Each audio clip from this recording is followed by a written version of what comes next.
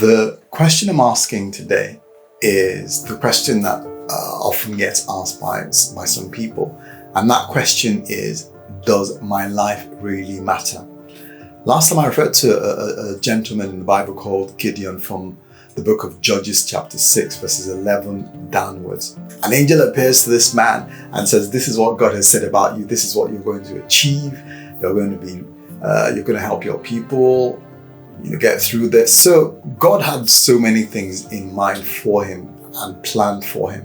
But Gideon comes back with loads of excuses and he said, well, if this happened to me, why am I in this particular situation?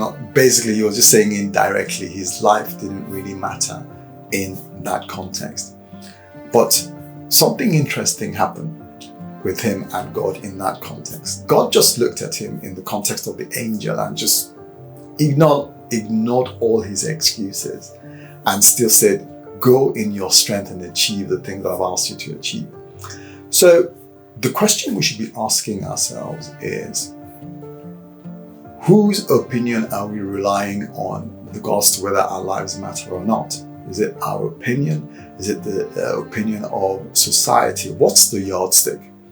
Well, I believe in this context and in our context, the yardstick and the person who should have the final say with regards to whether our lives matter or not is God himself. And what is God's resounding answer to that question for every single human being on this earth?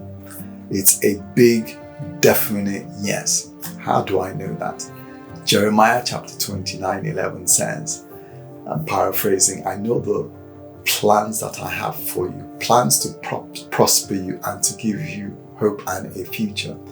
Jeremiah 31:3, God says, I have loved you with an everlasting kind of love, and with loving kindness I have drawn you.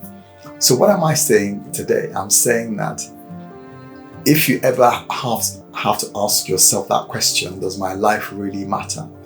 Then God's resounding answer to that question every single time as it relates to you is a big yes.